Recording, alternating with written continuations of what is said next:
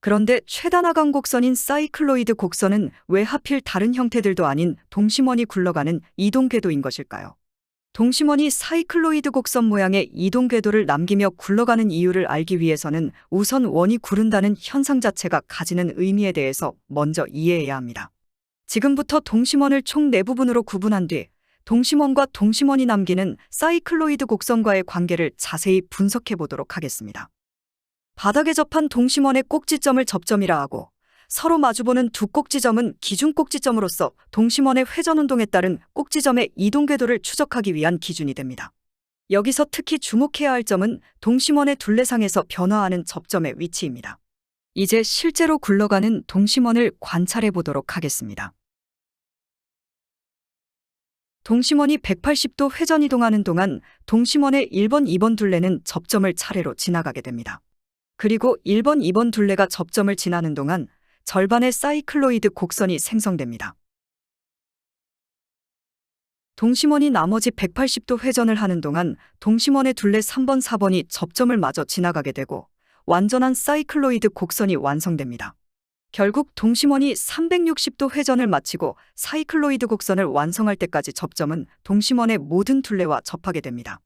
만일 접점과 기준 꼭지점을 하나의 색연필로 생각해보면 접점이 하나의 완전한 동심원을 그려나가는 동안 기준 꼭지점이 사이클로이드 곡선을 완성시키는 것입니다. 즉, 같은 거리를 이동하는 동안 하나의 동심원이 두 개의 서로 다른 그림을 그려낸 것입니다. 이 둘 사이의 차이점이라면 동심원이 이동하는 동안 접점은 항상 바닥에 고정되어 있는 반면 기준 꼭지점은 동심원의 회전운동을 따라 함께 회전했다는 것입니다. 따라서 동심원과 사이클로이드 곡선은 결국 근본적으로 동일한 도형이라 할 수 있습니다. 그럼에도 불구하고 사이클로이드 곡선과 동심원의 형태는 서로 다르기 때문에 둘 사이에는 분명한 차이점이 존재하고 있습니다. 그리고 그것은 바로 시간, 즉 속도 요인입니다. 접점은 굴러가는 동심원을 따라 이동하기는 하지만 애초에 바닥에 고정되어 수평 방향으로 이동합니다. 반면 기준 꼭지점은 동심원 자체에 고정되어 동심원의 움직임 자체를 따르기 때문에 사이클로이드 곡선을 따라 이동합니다. 즉, 접점과 기준 꼭지점의 이동은 직선 경로로의 이동과 사이클로이드 곡선을 따른 이동으로 정리할 수 있습니다. 그리고 접점은 동심원의 이동 시 원점과 같은 속도로 이동합니다. 더 이상 외부력이 가해지지 않는다고 가정했을 때 도착 지점에 도달할 때까지의 동심원의 원점 이동 속도는 일정합니다. 그런데 기준 꼭지점은 곡선 경로를 따라 이동함에도 불구하고 최단 거리인 직선 경로를 따라 일정 속도로 이동하는 접점과 출발 시점과 도착 시점이 일치합니다. 그리고 이러한 일이 가능하기 위해서는 기준 꼭지점의 속도가 변화해야 합니다. 결국 사이클로이드 곡선은 동심원의 가속도 요인을 추가시킨 그래프인 것입니다. 어찌되었던 간에 사이클로이드 곡선은 동심원의 시간 요인이 추가되었을 뿐 동심원과 같은 현상을 나타내는 동일한 그래프입니다. 이제부터 동심원과 사이클로이드 곡선이 동일한 현상을 표현한 동일한 그래프라는 사실을 좀 더 자세히 설명해 보도록 하겠습니다. 우선 경기장 트랙을 따라 달리는 달리기 선수를 한번 상상해 봅시다. 그리고 경기장 어딘가에 위치한 방에서는 선수의 경주 모습을 실시간으로 관찰하고 있는 감독관이 항시 대기 중입니다. 선수는 트랙을 달리면서 일정 거리만큼 이동한 순간 손에 쥐고 있는 버저를 눌러야 하고 선수가 버저를 누른 즉시 방 안의 컴퓨터에는 실시간으로 매 이동거리당 소요된 시간이 입력됩니다. 만약 선수가 트랙을 프랙탈 생성 속도만큼 빨리 달린다고 가정해 봅시다. 선수가 목표 지점에 도착한 후 컴퓨터를 확인해 보면 컴퓨터에 기록된 이동거리당 시간 그래프는 사이클로이드 곡선 모양일 것입니다. 왜냐하면 프랙탈 생성 속도는 공간을 최대한 빨리 최종 균형 상태에 도달하도록 하는 최대 속도이고 사이클로이드 곡선은 최대 가속도를 적용받은 물체의 이동 속도를 나타내는 좌표 정간 간격이 가장 좁은 그래프이기 때문입니다. 이는 사이클로이드가 동심원의 시간 요소를 추가한 그래프라는 앞서의 설명과 일치하는 사실입니다. 결국 사이클로이드 곡선은 X축을 이동거리로 Y축을 시간으로 하는 속도 그래프인 것입니다. 이번에는 선수가 아닌 감독관에게 신호 송출 버저를 쥐어주고 일정 시간이 경과할 때마다 버저를 눌러 컴퓨터에 정보를 송출하라고 지시해 봅시다. 감독관이 버저를 누른 순간 해당 시점에서의 선수의 위치는 실시간으로 컴퓨터에 입력되며 컴퓨터를 통해 시간당 선수의 이동 거리를 분석할 수 있습니다. 선수가 트랙을 정보 단위 압축 속도로 달려서 목표 지점에 도착했다고 해봅시다.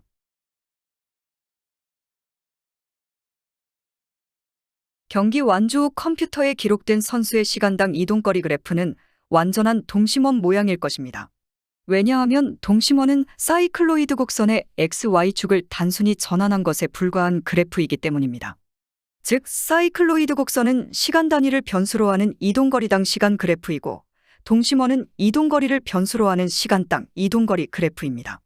사이클로이드 그래프상에서 정보 단위 압축 속도로 달리는 선수는 구간 1에서 같은 거리를 이동할 때 걸리는 시간이 급격히 단축되다가 구간 2에 진입하고부터는 단축 시간이 천천히 감소합니다. 단축 시간이 최정점에 다다른 이후로 구간 3에서 동일 거리당 소요 시간이 서서히 증가하다가 구간 4에서 갑자기 급격히 증가합니다. 동심원 그래프상에서 정보 단위 압축 속도로 달리는 선수는 구간 1에서 동일한 시간 동안 이동한 거리가 급격히 증가하다가 구간 2에서부터 점점 더 천천히 증가합니다. 시간당 이동거리가 최정점에 도달한 이후 구간 3부터는 동일 시간당 이동거리가 급격히 감소하다가 구간 4에 이르러서 서서히 감소합니다. 결국 두 그래프는 XY축이 전환되었을 뿐 모두 정보 단위 압축 속도를 나타내는 동일한 그래프인 것입니다. 그리고 정보 단위 압축 과정은 플러스 1i, 마이너스 1, 마이너스 i가 순차적으로 생성되는 총 4단계의 반복 과정으로 요약할 수 있습니다.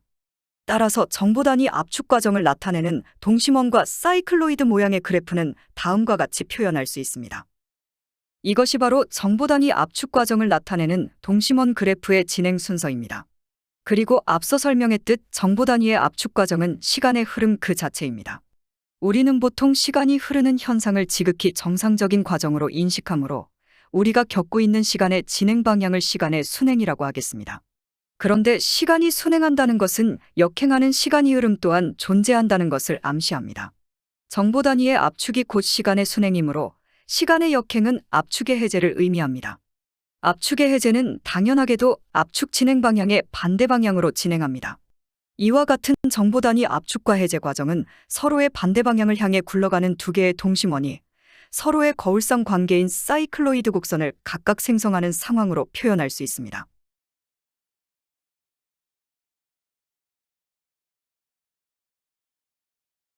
정리해보면 동심원이 사이클로이드 곡선을 생성하는 이유는 동심원과 사이클로이드 곡선 모두 정보 단위 압축 속도를 나타내는 그래프이기 때문입니다.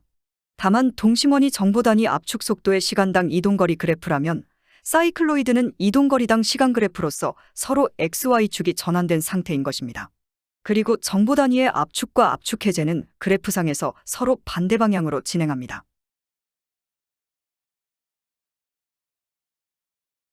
지금까지 동심원이 최단 하강 곡선인 사이클로이드 곡선을 생성하는 이유에 대해서 설명해 보았습니다.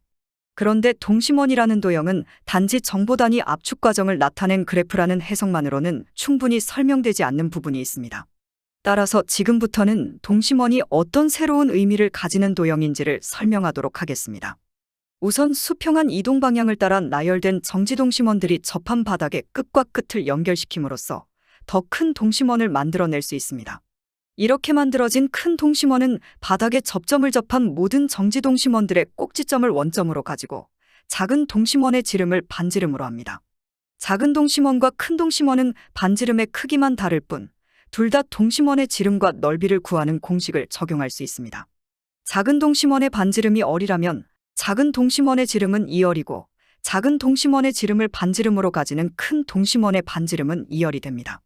그리고 동심원의 둘레를 구하는 공식은 2파이의 반지름을 곱하는 것이고 동심원의 넓이를 구하는 공식은 파이의 반지름을 제곱한 값을 곱하는 것입니다. 큰 원과 작은 원의 반지름을 공식에 차례로 대입한 결과 반지름이 어린 작은 동심원의 둘레 길이는 2파이열이고 넓이는 파이열 제곱입니다. 반지름이 2열인 큰 동심원은 둘레가 4파이열이고 넓이는 4파이열 제곱이 됩니다. 그런데 이러한 측정값은 서로 간의 중복이 제거되지 않은 상태입니다. 여기서 말하는 중복이란 서로 다른 좌표값에 속한 두 개의 꼭지점이 한 위치에 동시에 존재하는 것을 뜻합니다. 좌표값을 구성하는 좌표점은 모든 정보 단위들의 기본 단위인 점형태이고 정보 단위는 서로 겹쳐서 존재할 수 없기 때문에 동심원을 구성하는 꼭지점들 또한 서로 같은 위치에 중복되어서는 안 됩니다. 따라서 지금부터 두 종류의 동심원을 구성하는 꼭지점 사이에 발생하는 중복을 제거해 보도록 하겠습니다. 동심원상에서 좌표점의 중복이 발생하는 위치는 다음과 같습니다. 우선 작은 동심원의 둘레와 작은 동심원의 이동거리를 둘레로 하는 큰 동심원의 둘레가 중복되는 지점입니다. 원의 반지름과 반지름 사이에서 발생하는 중복 지점입니다. 마지막으로 동심원의 지름과 둘레 사이의 중복 지점입니다. 이렇듯 서로 다른 좌표값에 속한 좌표점이 같은 위치에서 중복되고 있습니다. 따라서 서로 겹치는 두 좌표점 중 하나를 둘 중 한쪽의 좌표값으로부터 제거함으로써 현실에서 불가능한 정보 단위의 중복을 막을 수 있습니다. 그러나 중복을 제거하기 전에 우선적으로 알아야 할 점은 접점의 중복을 제거하는 목적이 작은 원과 큰 원의 중복점을 비교하는 것일 뿐 실제로 발생하는 모든 중복점을 제거하고자 하는 것이 아니라는 점입니다. 따라서 발생하는 모든 중복점을 고려할 필요는 없으며 단지 작은 원과 큰 원으로부터 제거되는 꼭지점의 개수만 동일하면 충분합니다. 이제 두 동심원으로부터 실제로 중복점을 제거해 보도록 하겠습니다. 우선 작은 원의 지름 2얼을 이루는 두 개의 반지름얼은 정중앙에 위치한 하나의 꼭지점을 동시에 포함하고 있으며 이것은 중앙의 꼭지점 한 개가 온전한 두 개의 꼭지점으로 증식되었음을 의미하는 것입니다. 이렇게 두 개로 증식된 꼭지점 중 한쪽이 꼭지점을 제거한 결과 작은 원의 지름은 하나의 반지름 얼과 하나의 반지름 얼-1로 이루어지게 됩니다. 따라서 원점의 중복을 제거한 작은 원의 지름은 얼과 얼-1을 합한 2얼-1이 됩니다. 큰 원은 작은 원의 지름 2얼-1을 반지름으로 가지고 큰 원의 반지름 2얼-1 두 개는 큰 원의 원점을 각각 두 번 포함하고 있습니다. 이는 큰 원의 원점에 위치한 꼭지점이 두 개로 증식되었음을 의미하며 증식된 두 꼭지점 중 하나를 제거한 결과 큰 원의 지름은 하나의 2얼-1과 하나의 2얼-2로 이루어지게 됩니다. 이에 따라 원점의 중복을 제거한 후인 큰 원의 지름은 4얼-3이 됩니다. 원점의 중복 제거 전과 후에 작은 원과 큰 원의 반지름 지름을 정리한 결과는 다음과 같습니다. 원점에서의 중복 제거 결과 큰 원과 작은 원 모두 반지름이 크기가 둘로 나누어져 둘레와 넓이를 구하는 공식에서 하나의 값을 도출할 수 없습니다. 하지만 그 대신 중복 제거 전 동심원과의 비교를 통해 중복 제거 후 동심원의 둘레와 넓이를 나타낼 수 있습니다. 우선 원의 둘레를 계산할 때 주목할 점은 작은 원의 둘레와 지름의 꼭지점 두 개가 서로 겹친다는 것입니다. 두 개의 꼭지점을 공유하는 둘 사이의 중복을 제거하기 위해서는 둘레 혹은 지름 중 한쪽의 꼭지점을 제거해야 합니다. 작은 원의 지름이 꼭지점 두 개를 포함하도록 하고 중복 제거 전인 작은 원의 둘레 L1에서 꼭지점 두 개를 빼면 둘레와 지름 사이의 중복을 제거한 작은 원의 둘레는 L1-2가 됩니다. 또한 큰 원과 작은 원 간의 비교를 위해서는 큰 원의 둘레와 작은 원의 둘레가 완전히 동일한 구성을 가져야 하므로 큰 원의 둘레 또한 작은 원의 둘레와 마찬가지로 둘레와 지름 사이의 중복을 제거해야 합니다. 즉, 작은 원의 둘레인 L1-2가 지름과의 중복점을 제거한 결과물이기 때문에 큰 원의 둘레 또한 지름과의 중복점을 제거한 후에 이 둘을 비교할 수 있는 것입니다. 큰 원의 둘레 EL1의 지름과의 중복점 두 개를 제거하면 지름과의 중복을 제거한 큰 원의 둘레는 L1-2가 됩니다. 그런데 사실 L1-2는 정확한 큰 원의 둘레가 아닙니다. 왜냐하면 큰 원이 작은 원의 지름을 반지름으로 가지는 경우와 같이 두 원이 서로 상호관계에 있을 때에는 큰 원의 둘레가 반드시 작은 원과의 상호관계를 반영해야 하기 때문입니다. 즉, 작은 원으로부터 비롯된 큰 원의 둘레를 계산하기 위해서는 작은 원의 수치를 바탕으로 큰 원의 둘레를 계산해야 합니다. 작은 원이 180도씩 총 4번 회전하는 동안 작은 원의 이동거리를 모두 합한 결과물이 바로 큰 원의 둘레이고 작은 원의 이동거리는 작은 원의 둘레들의 합과 같기 때문에 결국 작은 원의 둘레를 통해 큰 원의 둘레를 구할 수 있습니다. 작은 원은 한 번에 180도 회전을 하는 동안 둘레의 2분의 1 길이만큼 이동하게 됩니다. 작은 원 둘레의 절반은 작은 원의 둘레 L1을 2로 나눈 결과인 L1분의 2이므로 작은 원은 180도 회전하는 동안 항상 L1분의 2만큼 수평 이동합니다. 따라서 180도 회전을 총 4번 반복하는 동안 작은 원이 이동한 총 거리는 L1분의 2의 4를 곱한 2L1입니다. 여기서 큰 원의 둘레와 지름 사이의 접점 두 개를 제외시키면 지름과의 중복 제거 후인 큰 원의 둘레로서 EL1-2가 도출됩니다. 그러나 큰 원의 둘레를 구하는 것은 여기서 끝나지 않습니다. 보다시피 4번의 회전을 모두 마치고 다시 원래의 자리로 회귀한 작은 원은 큰 원의 내부에서 이동 전에 작은 원과 중복됩니다. 따라서 큰 원의 둘레에 2번 포함된 중복점을 한 번 더 제거해야만 큰 원에서 완전히 중복을 제거할 수 있습니다. 큰 원의 둘레 2L1-2의 꼭지점 하나를 제거하면 결국 모든 중복을 제거한 후인 큰 원의 둘레는 2L1-3이 됩니다. 지금까지 중복 제거 전에 작은 원과 큰 원의 둘레, 그리고 중복 제거 후에 작은 원과 큰 원의 둘레를 구해보았습니다. 이제 중복 제거 전과 후에 지름과 둘레의 비를 계산해 봅시다. 우선 중복 제거 전에 둘레의 지름을 나눈 결과물은 큰 원과 작은 원 모두 동일한 파이입니다. 그리고 여기에 중복 제거 후인 지름 대비 둘레의 비를 뺄셈해 보도록 합시다. 중복 제거 전에 둘레 대비 지름에 비해 중복 제거 후에 둘레 대비 지름의 비를 빼면 앞서 제거한 중복점이 그 답으로 도출될 것입니다. 그리고 앞서 중복점 제거 과정에서 큰 원과 작은 원으로부터 제거된 중복점의 개수를 통일했으므로 결국 뺄셈의 결과물인 큰 원과 작은 원에서의 중복점은 완전히 같은 값을 가질 것입니다. 뺄셈의 결과 작은 원과 큰 원에서 제거된 중복점은 다음과 같습니다. 이제 크기가 같은 중복점을 서로 계산해 봅시다. 큰 원과 작은 원에서의 중복점을 서로 계산한 결과 정의역으로 반지름을, 치역으로 둘레를 가지는 1차 함수가 도출됩니다. 이렇듯 둘레와 반지름의 관계는 1차 방정식을 통해 나타낼 수 있습니다. 식에 따르면 원둘레는 원의 반지름에 -1을 곱한 뒤 3을 더한 값만큼의 크기를 가지므로 지름과 둘레의 비인 원주율 파이를 구하는 식을 다음과 같이 나타낼 수 있습니다. 지름과 둘레의 비인 파이와의 계산을 진행한 결과 반지름과 파이 간의 관계를 나타내는 방정식을 도출할 수 있습니다. 이것이 바로 동심원의 반지름과 원주율 파이 사이의 관계를 나타낸 그래프입니다. 위 그래프를 통해 알 수 있는 사실은 다음과 같습니다. 우선 동심원의 반지름은 부호가 반대인 두 영역으로 나누어져 있습니다. 즉, 하나의 지름을 이루는 동심원의 두 반지름은 서로 정반대 부호를 가지고 있으며 원점을 기준으로 접하지 않습니다. 그러나 두 영역의 반지름이 원점에서 만나지 않는다는 사실이 부호가 반대인 두 영역 간의 완전한 분리를 뜻하는 것은 아닙니다. 사실 그래프상에서 두 영역이 원점을 기준으로 분리된 것은 원점에서 발생하는 프랙탈생성 과정을 나타내는 것입니다. 끊임없이 증식 중인 좌표값 속 좌표점과 같이 동심원의 지름 속 원점 또한 끊임없이 증식을 진행하고 있습니다. 그리고 원점에서의 좌표점이 끊임없이 증식함에 따라 두 반지름 영역에 포함된 좌표점의 개수 또한 계속적으로 증가합니다. 이제 그래프를 통해 파악한 사실을 반영해서 동심원의 실제 모습을 구현해 보도록 하겠습니다. 우선 원점에서의 파이 값은 존재하지 않으므로 동심원은 원점을 기점으로 연결되지 않습니다. 즉, 모든 동심원은 부호가 반대인 두 영역으로 구분됩니다. 또한 원점으로부터 서로 반대 방향으로 진행하는 프랙탈 생성 과정은 오직 양방향으로만 진행하는 것이 아닌 공간의 균형 원리에 따라 가능한 모든 방향으로 진행합니다. 왜냐하면 동심원의 원점을 지나는 모든 각도에서의 선분이 동심원의 지름이 될 수 있기 때문입니다.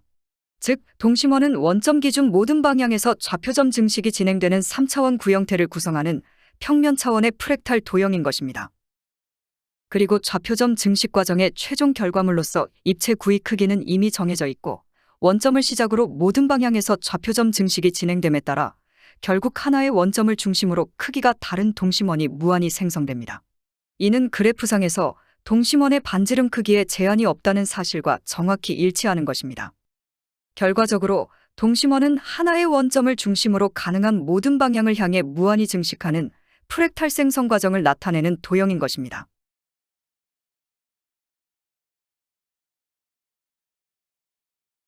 동심원의 반지름과 파이의 관계식 그래프에서 찾을 수 있는 또 한 가지 특징은 원점을 기준으로 한 양쪽 반지름 값에 해당하는 파이 값의 합이 항상 동일하다는 것입니다.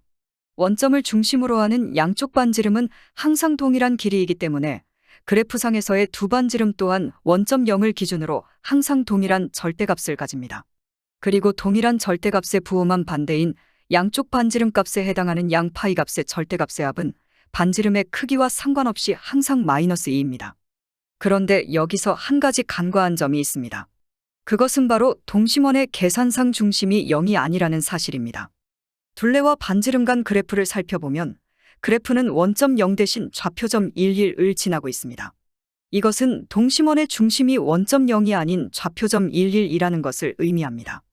이에 따라 그래프상에서 동심원의 중심을 반지름 1로 옮긴 뒤에 해당 파이 값을 다시 합산해야 합니다.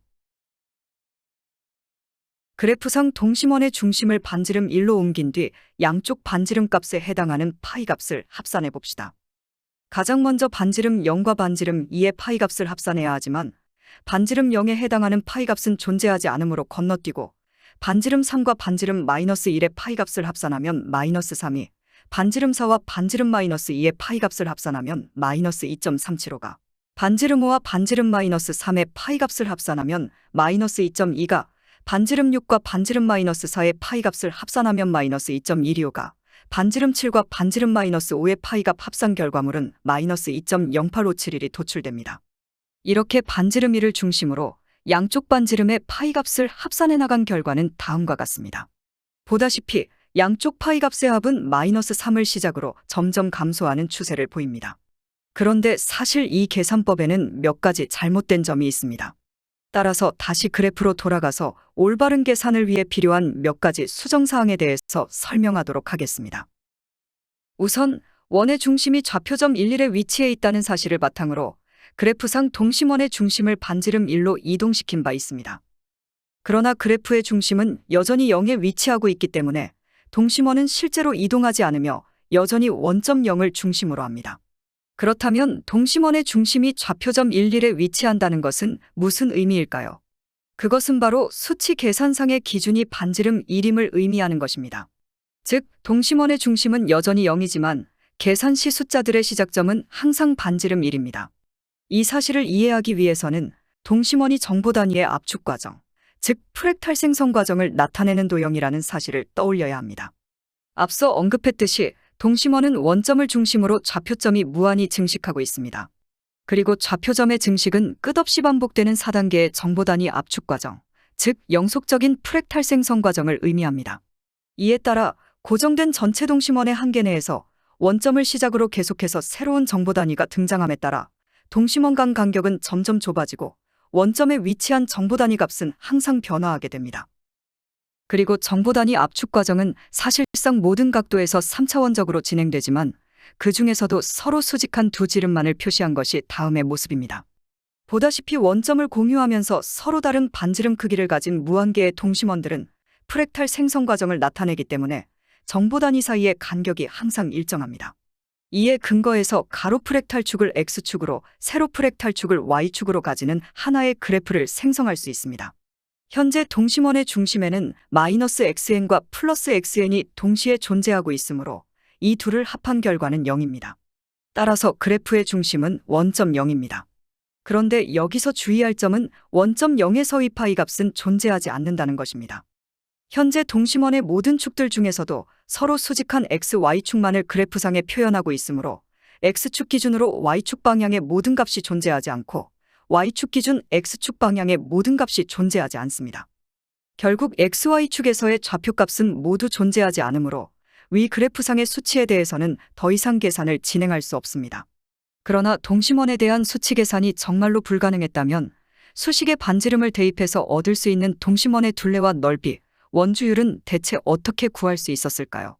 이에 대한 해답은 바로 그래프상에서 모든 수치들의 중심을 다른 곳으로 이동시키는 것입니다.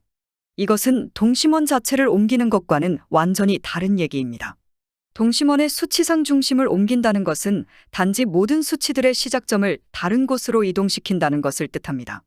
반지름 둘레 그래프의 중심은 좌표점 11에 위치하므로 동심원의 수치상 중심을 좌표점 11로 이동시켜 봅시다. 동심원의 수치상 중심이 좌표점 11으로 이동함에 따라 동심원의 중심은 원점 0, 수치상의 중심은 11에 위치하게 되면서 동심원의 실제 중심과 수치상 중심이 달라지게 됩니다. 이제 좌표점 11을 기준으로 동심원의 원주율에 대한 계산을 이어가 보도록 하겠습니다. 우선 동심원의 중심인 원점 0을 기준으로 하는 양 영역의 반지름 값에 해당하는 파이 값은 다음과 같습니다. 그러나 계산의 중심이 반지름 1에 위치함에 따라 양쪽의 파이 값에는 추가적인 가감이 필요하게 됩니다. 우선 양의 반지름 값에 해당하는 파이 값을 살펴봅시다. 반지름 1에 해당하는 파이 값은 0.5입니다. 반지름 2에 해당하는 파이 값은 마이너스 0.25로 원점 0으로부터 시작된 프랙탈생성 결과입니다. 그런데 계산의 중심은 반지름 1에 위치하고 있기 때문에 반지름 1에 해당하는 파이값 0.5를 반지름 2에 해당하는 파이값 마이너스 0.25에서 빼주어야 합니다. 이에 따라 반지름 2의 파이값 마이너스 0.25에서 반지름 1의 파이값 0.5를 빼면 마이너스 0.75가 도출됩니다. 같은 원리로 반지름 3의 파이값 마이너스 0.5로부터 0.5를 뺀 결과 마이너스 1이 반지름 4의 파이값 마이너스 0.625로부터 0.5를 뺀 결과 마이너스 1.125가 도출됩니다. 이제 음의 반지름 영역에 해당하는 파이값을 계산해 봅시다.